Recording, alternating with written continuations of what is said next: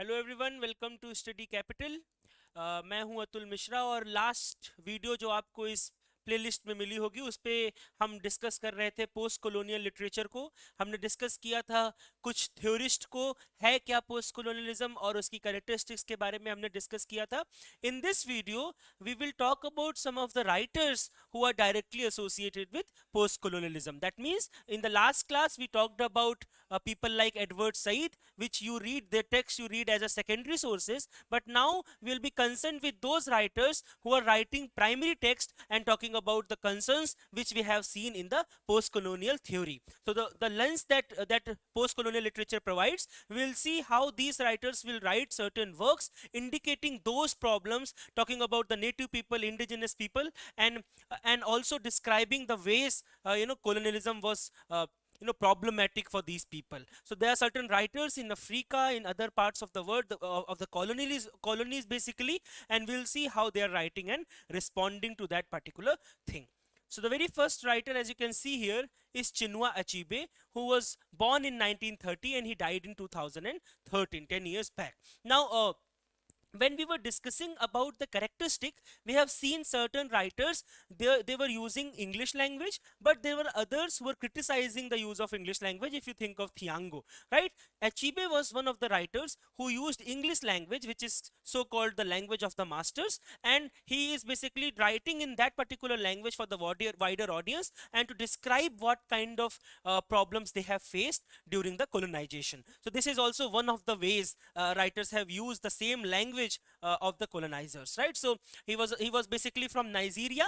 He is a poet as well as critic, and he is known as father of African literature. He has written so many works. If you know Things Fall Apart, a line that you find in in a very famous poem of W. B. Yeats, the Second Coming, where he talks about how center cannot hold the anarchy and those kind of systems, that the problems that were there from the modernistic society. Same way, this particular work, Things Fall Apart, it is a very important text in African literature. One of the reasons why Achebe is known as father of African literature. Now, other than this is a part of African trilogy, Things Fall Apart, No Longer at Ease, and Arrow of God. They have also asked to arrange them in order in one of the CUCT examination before. So African trilogy is basically Things Fall Apart, No Longer at Ease, Arrow of God. This is a these three novels are part of a trilogy known as African trilogy.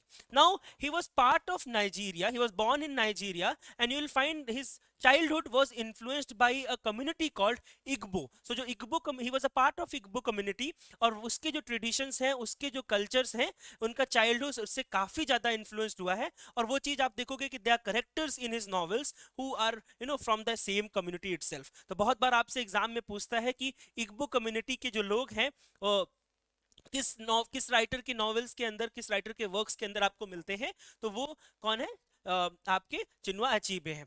Now other than these works he has written certain works that they ask in your examination, but एक इनका एक lecture है, an image of Africa, racism in Conrad's Heart of Darkness is very important text published in the Blackwood magazine by Joseph Conrad, and there are depiction of racism in the particular text. There is Marlowe, a character who is a narrator as well, Kutz, and these characters, and they describe within the novel, you'll find there's a description of racism, and in a way it works like as if it is supporting it. Now in this particular lecture called An Image of Africa, Racism in Conrad's Heart of Darkness, he talks, this is a which is was a landmark in post-colonial discourse. This particular essay is very important. In the last video we talked about what is post-colonial, what are the post-colonial characteristics. You will find it is a very good example of that, because in this particular work he criticized Joseph Conrad and people like Albert Shivers, and he called actually Conrad as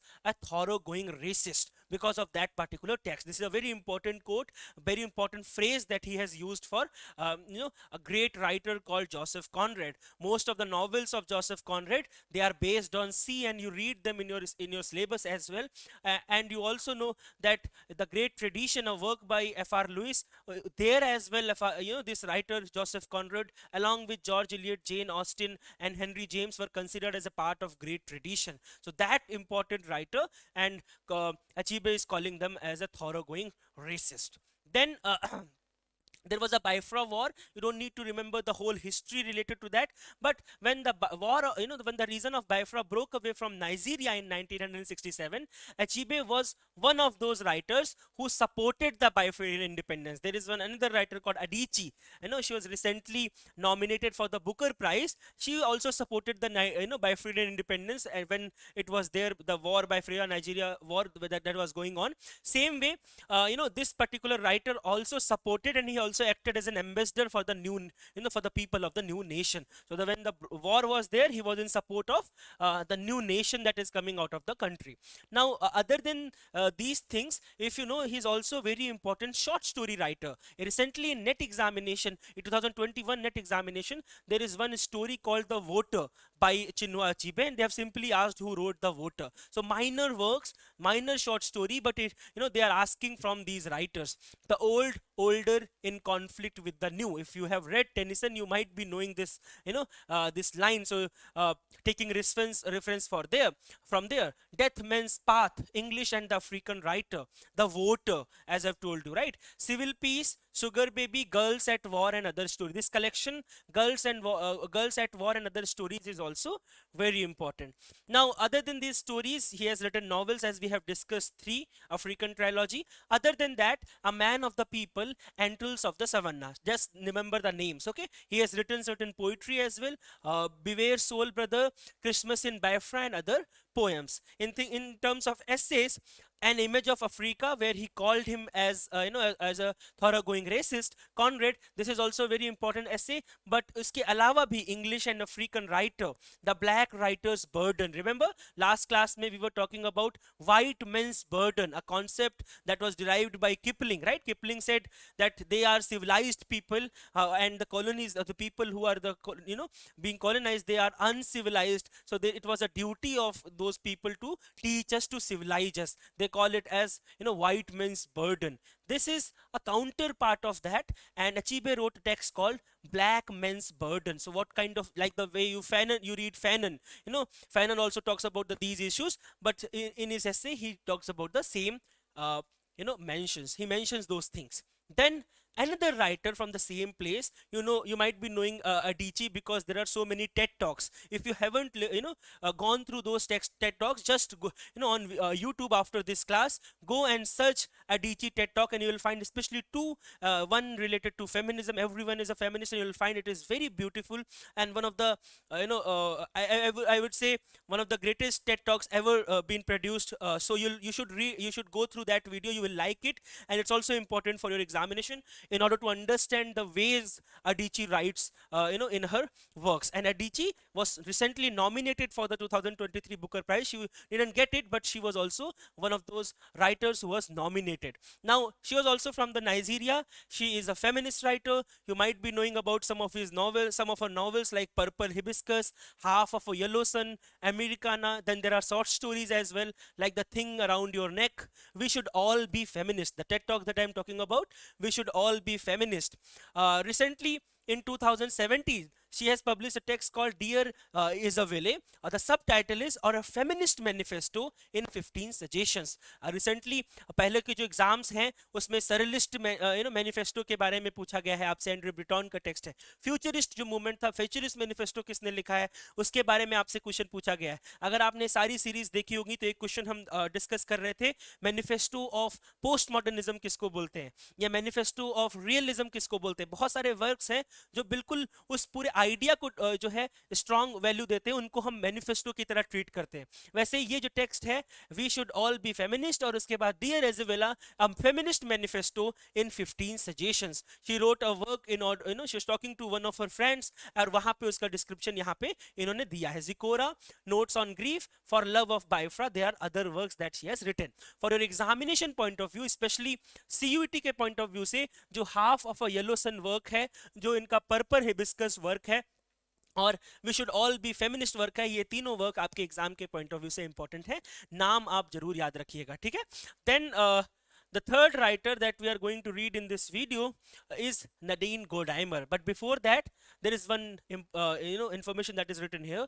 Audre Lorde, very famous writer, and Audre Lorde wrote an essay called "The Master's Tools Will Never Dismantle the Master's House." If you think of the second wave of feminism, what happened there? Second wave feminism, especially the radical approach, they believed that you cannot use the same tools as used by men in order to, criticize them. So the language is man-made, all the tools that you are using are man-made. So in order to criticize them, you first need to change those tools. First wave of feminism ने क्या किया?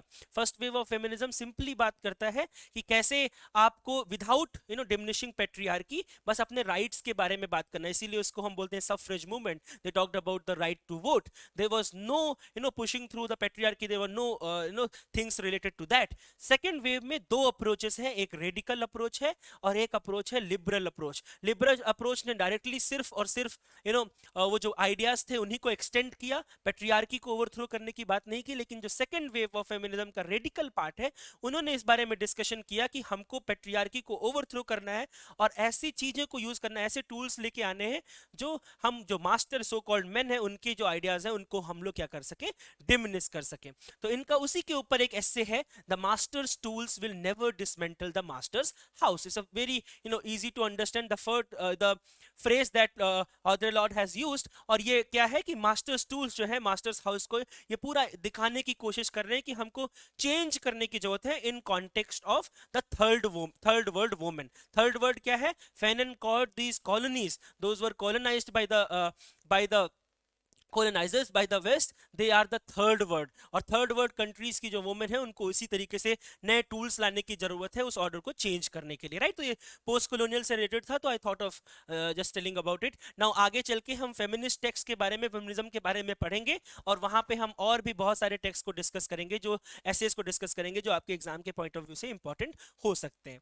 चलो इसी video को आगे बढ़ाते हुए, other writers in the post colonial literature, we have Nadine Gordimer. Nadine Gordimer is also a South African writer, famous because when she was awarded with 1991 Nobel Prize, the description that was given that a writer who through her magnificent epic writing has been of very great benefit of humanity. Why why humanity? Apartheid time जो था, apartheid की information, उसके issues के बारे में she has talked about in her writings. Now apartheid के बारे में आपको पता होगा, ब्लैक और वाइट सेग्रीगेशन किया गया था, लीगलाइज था अफ्रीका के अंदर बिटवीन 1948 टू 1994. और उस सेग्रीगेशन के बारे में उसको क्रिटिसाइज करते हुए गोडाइमर के बहुत सारे वर्क्स हैं. इसीलिए वो ह्यूमैनिटी को भी क्या करते हैं, सर्व करते हैं. यही डिपिक्शन के साथ इनको नोबेल प्राइज 1991 के अंदर दिया गया था. बहुत से वर्क्स हैं. The lying days which is an example of bildungsroman. Bildungsroman novel क्या होता है? Coming of an age novels, right? बचपन से लेके, चाइल्डहुड से लेके एडल्ट तक का किसी कैरेक्टर के बारे में पूरा डिस्क्रिप्शन जो होता है उसको हम बिल्डिंग्स रोमन भी बोलते हैं. There are novels who are known as female bildungsroman. आप कमेंट सेक्शन में बताइएगा अगर आपको किसी भी एक नॉवेल का एग्जांपल पता है जिसको हम फीमेल बिल्डिंग्स रोमन के नाम से जानते हैं. और भी बहुत से वर्क्स हैं. इंपॉर्टेंट क्या है आपको याद रखना है कि जब इनको बुकर प्राइज मिला, इनको नोबेल भी मिला है, इनको बुकर भी मिला है. ऐसे भी कुछ राइटर्स हैं, कुछ एक्सेप्शंस हैं. एक बुकर का वीडियो हम लोगों ने ऑलरेडी डाल रखा है, उसमें कुछ ऐसे राइटर्स हैं जिनको नोबेल मिला है, किनको बुकर मिला है. ट्वाइस बुकर वाले भी राइटर्स हैं. और ये सारे राइटर्स आपके एग्जाम के पॉइंट ऑफ व्यू से क्या होते हैं, इंपॉर्टेंट होते हैं. नाउ ऐसे जो डिफरेंसेस आते हैं इनके में क्या है, इनको जब द कन्वर्सेशनलिस्ट के लिए इनको जब ये जब नॉवेल इन्होंने लिखी तो उसके बाद इनको बुकर प्राइज का अलॉटमेंट दिया गया. लेकिन सेम ईयर एक किसी और इंसान को भी मिला. That means joint Booker prize, एक ही अवार्ड को दो लोगों में शेयर किया गया. तो that is the thing. The conversationalist के लिए इनको मिला और स्टैनली मिडल्टन को हॉलिडे के लिए मिला सेम ईयर में. कुछ और भी वर्क्स हैं जैसे जुलाइज पीपल, बर्गर्स डॉटर, ऐसे बहुत से वर्क्स हैं. शॉर्ट स्टोरी है the soft voice of the serpent, face to face, जो नरेन गोडाइमर ने लिखे हैं. चलो उसके बाद है जॉर्ज लेमिंग. जॉर्ज लेमिंग भी कैरेबियन लिटरेचर, ये कैरेबियन लिटरेचर का पार्ट है. और इनको भी जिनकी जो डेब्यू नॉवेल है in the castle of my skin, just remember the name. JNU entrance examination में ये जो राइटर्स हैं पोस्ट कॉलोनियल, ये बहुत बार एग्जाम में पूछे जाते थे, तो ये अभी भी सीयूईटी का पार्ट हो सकते हैं. तो जॉर्ज लेमिंग का जो नॉवेल है उसका नाम है, डेब्यू नॉवेल जो है वो उसका नाम है in the castle of my skin. इसके अलावा और भी वर्क्स हैं जैसे of age and innocence and the immigrants. Then we have Ondadze.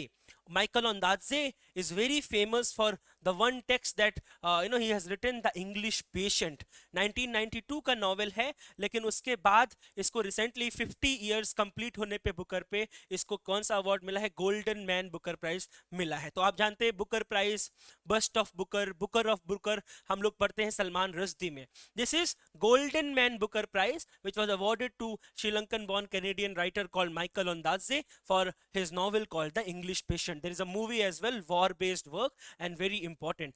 तो जब 2018 में 50th एनिवर्सरी मनाया बुकर प्राइज ने, तब एक ऑफर, एक एक प्राइज इन्होंने स्टार्ट किया जिसको गोल्डन बुकर प्राइज बोलते हैं, गोल्डन मैन बुकर प्राइज बोलते हैं, और इंग्लिश पेशेंट को अंदाजे के वो दिया गया। इसके अलावा और भी वर्क्स हैं, जैसे in the skin of a lion, coming through slaughter, ये दो इंपॉर्टेंट वर्क और है जो आप इन्हीं सेम राइटर में ओंदात्जे में पढ़ते हैं। ओंदात्जे के बाद एक है Shyam Selvadurai, he is also Sri Lankan born Canadian writer. Funny Boy is a novel that Syam Shalvadrai has written. It is prescribed in Jadavpur University master syllabus. Just remember the name. There are other works as well, जैसे Cinnamon Gardens, The Hungry Ghost, which are a part of Syam Shalvadrai's collection. Now this novel Funny Boy is related, there is a reference of homosexuality, and it is also a coming of an age novel about the writer, about a narrator who is a boy, a very young boy, and you will find there are 6 stories basically within the text, and it talks about the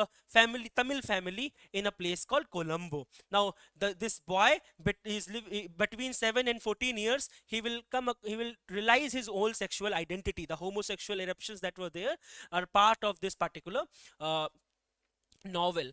Then we have Jane Rice. You know Jane Rice, she wrote Wide Sargasso Sea. अगर आप जेन आयर पढ़ते हैं तो जेन आयर के अंदर एक बहुत famous character है जिसके बारे में कोई बात नहीं की गई, बर्था मैसन, राइट? तो Bertha Mason, she was wife of Rochester, but जब आप जेन आयर पढ़ते हो तो आप देखते हो उसके बारे में, उसकी वॉइस एकदम साइलेंट है, उसका डिपिक्शन नहीं दिया जाता है। तो for example if there was a voice coming from the upper part of the house in which Rochester was living, उसका डिपिक्शन नहीं दिखाया गया, बताया नहीं गया कि कहाँ से वॉइस आ रही है, क्या उसकी प्रॉब्लम्स हैं। रॉचेस्टर के थ्रू बताया गया कि he was married, और that was a forceful marriage for money and all those factors, but Bertha Mason का वॉइस एकदम completely silent आपको मिलता है शार्लोट ब्रांते के जेन आयर में। Now she wrote a text called Wide Sargasso Sea, right? इस text में इन्होंने, this is basically Jane Eyre but from the point of view of Bertha Mason, और बर्था मैसन का जो कैरेक्टर वहां पे था, इन्होंने नाम चेंज कर दिया, उसका क्या रखा है? Antoinette Causeway.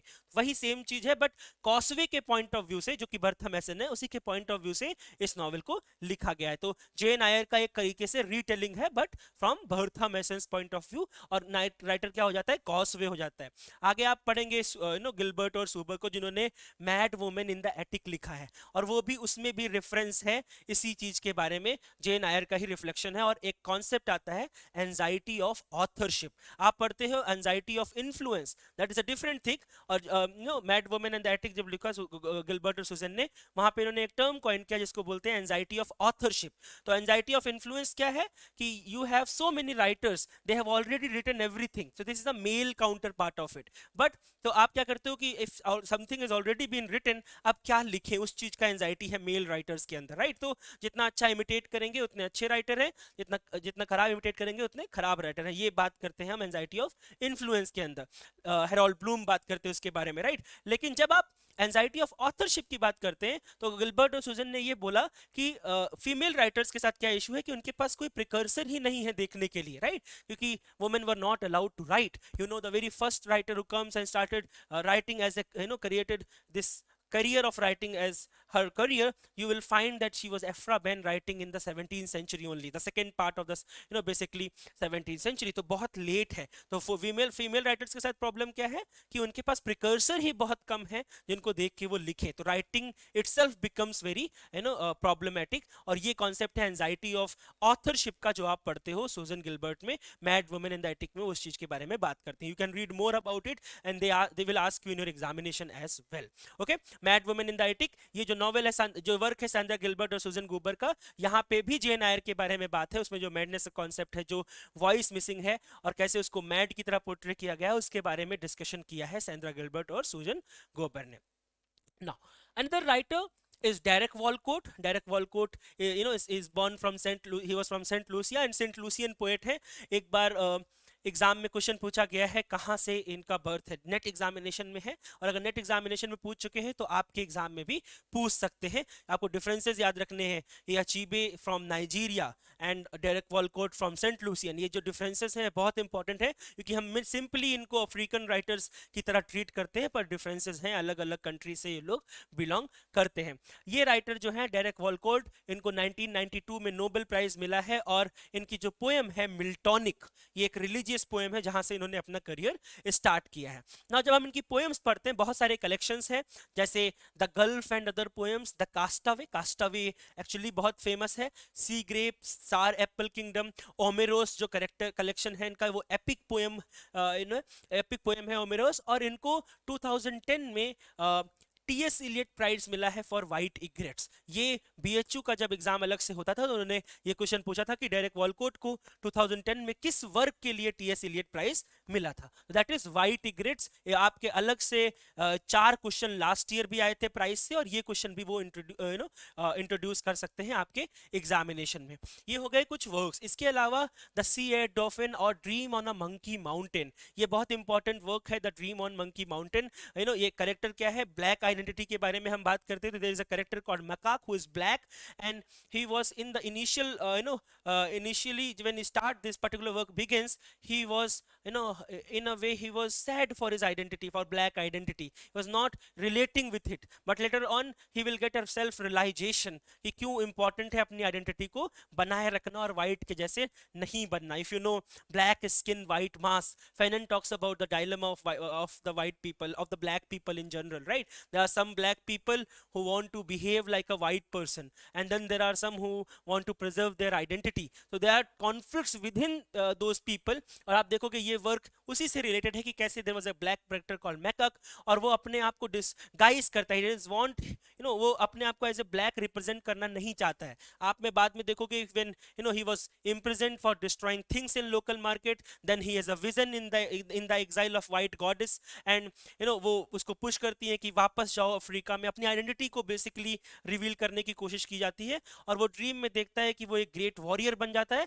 He convince others to join him as well, and then he received support from Ku Klux Klan, या रेफरेंस है इसके अंदर. एंड फाइनली लास्ट में आप देखोगे कि ये बहुत बड़ा एक रेफरेंस है, because what he does, he beheads the white goddess of his dreams, and white goddess को behead कर दिया ड्रीम के अंदर. और फिर जब वो ड्रीम से उठेगा उसके बाद वो जितना भी ऑब्सेशन था, जितना वो अपनी आइडेंटिटी से खुद को रिलेट नहीं कर पा रहा था, वो सारी चीजें खत्म हो जाती हैं, और वो अपने रियल नेम जो था उसका फिलिक्स होबेन, जो कि ब्लैक आइडेंटिटी को रिप्रेजेंट करता है, उसके थ्रू अपने आप को बोलना, वो अपने आप को समझाना शुरू कर देता है, और फिर वापस में he returns his home to the monkey mountain. So very interesting work, Dream on a Monkey Mountain. You can read a little more about it. It is basically based upon how the black people, they feel anxiety when they are not able to relate themselves with their identity, the black identity that was imposed by the white colonizers. So very interesting text, Dream on a Monkey Mountain.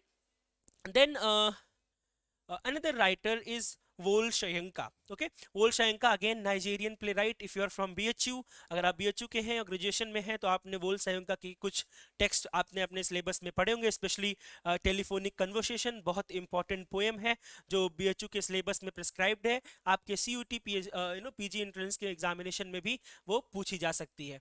Now Wole Soyinka was awarded with 1986 साहित्य Nobel prize award, और ये ऐसे पहले सब सहारन African है जिनको इस category के अंदर नोबेल प्राइज मिला है. Now he was from Yoruba family. इसी चीज के बारे में मैं मेंशन करना चाह रहा था. जैसे इग्बो फैमिली से अचीबे बिलोंग करते हैं वो कम्युनिटी से, वैसे ही योरूबा ट्रेडिशन से, योरूबा फैमिली से वोल शयंका बिलोंग करते हैं. तो अलग अलग कम्युनिटीज हैं अफ्रीकन उसके अंदर, और वहां पे अलग अलग लोग अलग अलग कम्युनिटी से बिलोंग करते हैं. Wole Soyinka belong to a family called called Yoruba. कई सारे plays हैं, The Lion and the Jail, The Trials of Brother Zero, A Dance of the Forest. Dance of the Forest is actually important, and Death and King's Horseman is also important. The Interpreters is a novel, and there is a poetry collection called Telephonic Conversation, जो आपके syllabus में prescribed है. बहुत important है because it is about a black person, right? It is basically a satire on racism, how he called to one of the white owners of the place, and she was okay with renting the place, but when she come to realize that this person who is talking to her is basically a black person, there was a silence, and this silence, it represents so many things. Like he called and everything was right, the lady was ready to rent her place, but the moment she realized that this person is a black person, there was a silence, and Soyinka talked about that silence in this particular novel, poem called Telephonic Conversation. तो ये poem जो है एक basically call का description है between a landlady and a speaker. Speaker is a black person, and this he is trying to rent an apartment. She was very happy in the beginning, but she realized after some time that the person who is speaking from the other side is an African person, and then she demands to know how much black you are, right? Then the beautiful description when he says, my eyes are as black as yours, and the depiction that he gave is very interesting. So you'll find he respond to that particular thing, and you'll find कि वो जो ignorance है, prejudice है उस white woman की, उसके ऊपर वो क्या है, satire है. बहुत सी lines हैं जैसे the price seemed reasonable, location indifferent, कोई issues नहीं, everything is going good. The landlady shows she lived off premises, so she is also living outside the home. It's a independent flat. Nothing remained but self confession. Madam, I want. I hate a wasted journey. I am African. So he said, I am African. I am black. Everything is fine, just to confess that I am black person. Then the term silence. This is very important term, right? Sometimes silence is the best answer, you say. This silence that is written here by Volsayunka, it has so many meanings, and silence transmission of good breeding, as he mentioned in the poems. And after some times he asked, how dark? I had not misheard. Are you light और very dark? कितना dark, right? ये बहुत important reference है. Last में भी देखेंगे जब वो बात करता है, कहता है palm of my hand, soles of my feet, as white, as black as yours. उसका डिपिक्शन है और बहुत अच्छे तरीके से इस पोएम को इन्होंने लिखा है.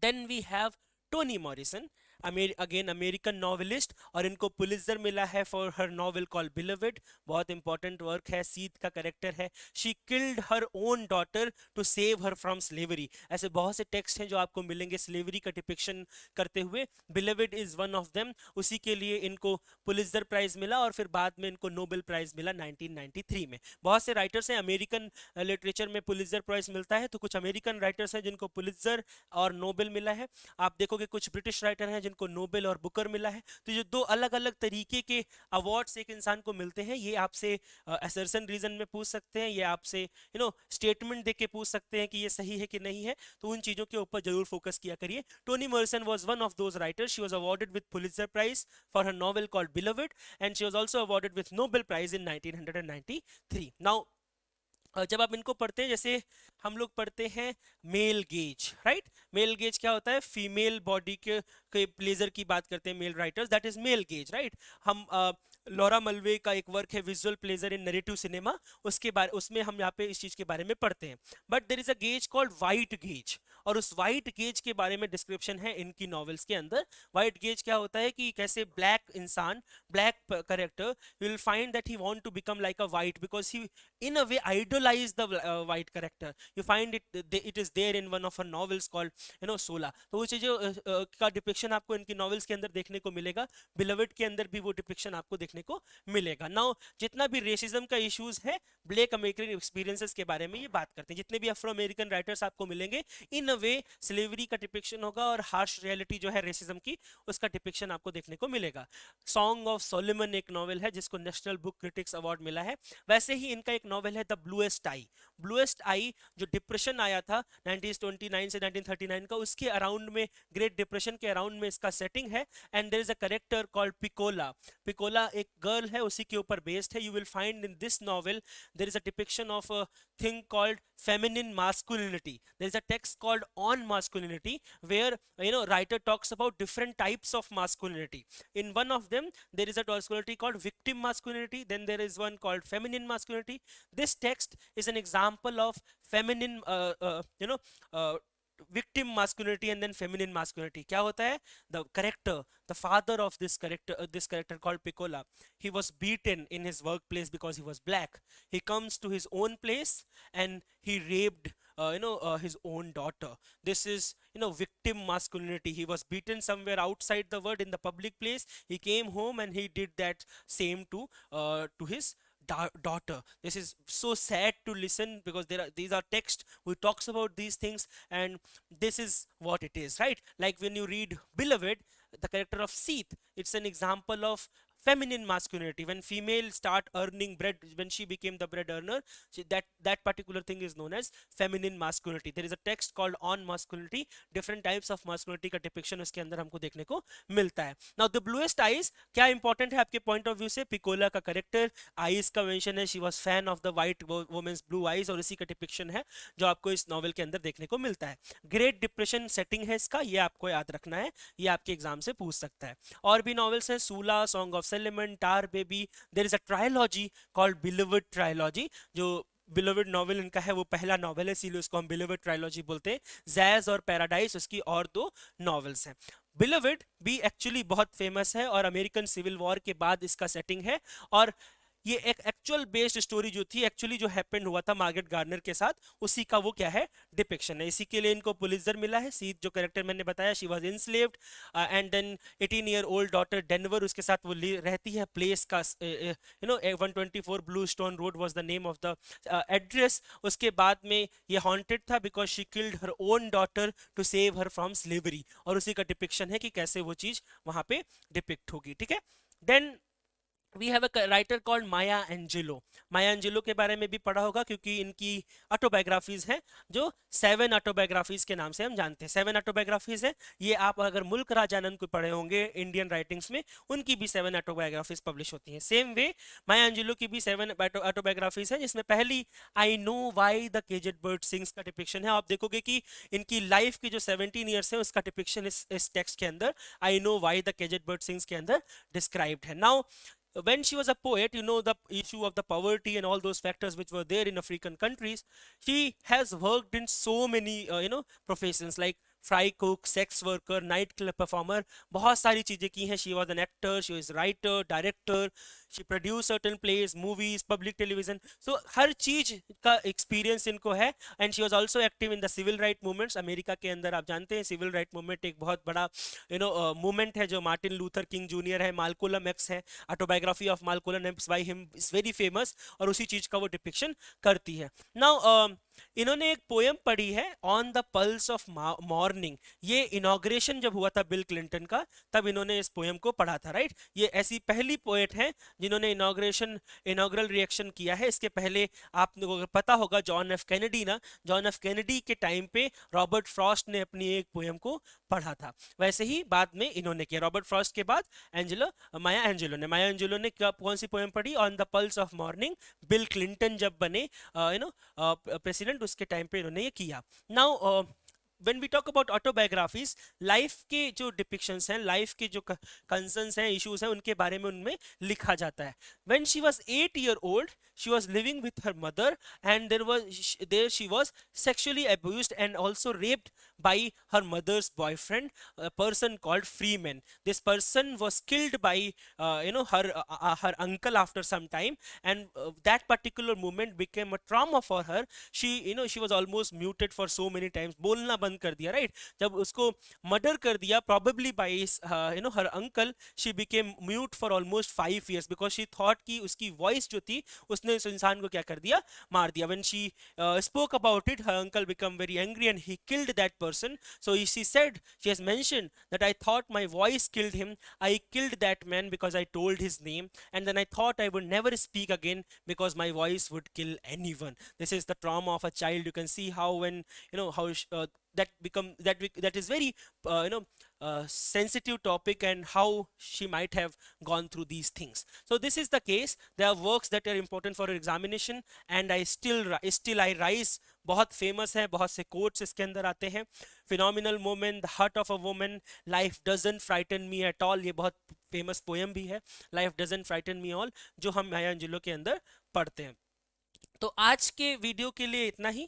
और भी बहुत से राइटर्स हैं जिनको आप पोस्ट कॉलोनियल में पढ़ते हैं. आई थॉट आई होप कि this video will help you to understand these writers. There are other writers as well which we will talk about in upcoming videos. So if you are new here, please subscribe the channel and do like and comment if you have enjoyed the video. Thank you so much.